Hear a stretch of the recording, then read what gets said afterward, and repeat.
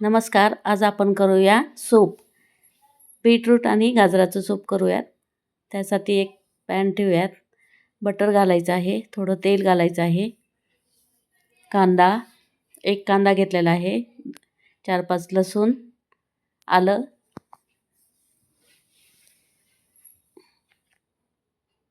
Tomato घालायचा आहे, 1 tomato, bit घेतलेला आहे अर्धं, गाजर घेतला आहे 1 मोठं.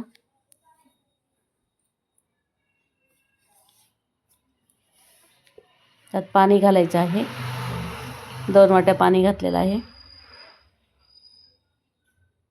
मिरे घालायचे आहेत, दालचिनी, चांगलं उकळू द्यायचं आहे. आता आपण गाळून घेऊयात.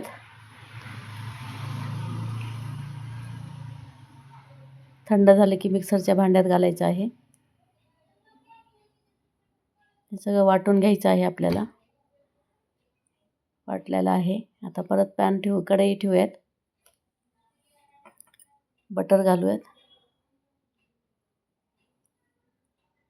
त्यात आता हे आपण वाटलेलं मिक्सर घालायचं आहे सगळं.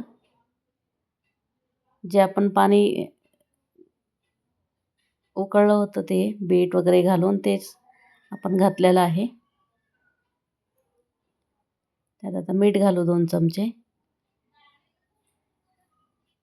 1 चमचा साखर घालायची आहे.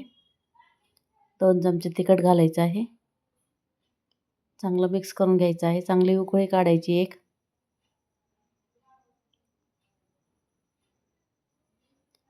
अशा प्रकारे आपलं बीट आणि गाजराचं सूप तयार आहे.